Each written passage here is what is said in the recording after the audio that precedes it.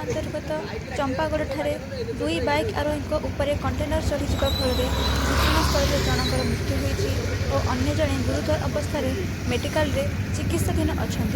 मृतकों नाम बटकृष्ण साहू पिता संजय साहू और अन्य जड़े हेले दीपक पात्र पिता रवींद्र कुमार पात्र। घर राजजंकिया पंचायत अंतर्गत कृष्णचंद्रपुर ग्राम में चांदपुर थाना पुलिस पहुंची घटना अनुसंधान चलैथिबा जଣାपड़ी। प्रशांत बराड़, ओडिशा न्यूज।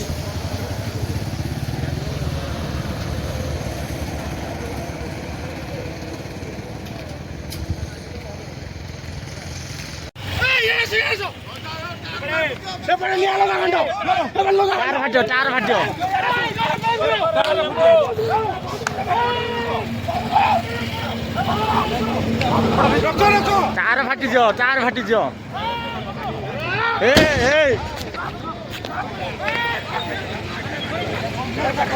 रहा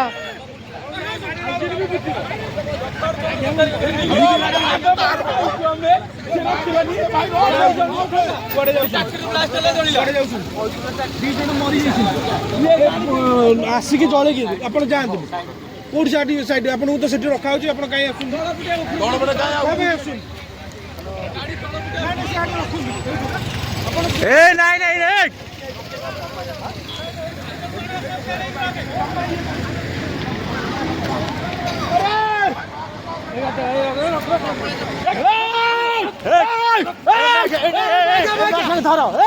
धरा मैं धरा रा रा रा रा रा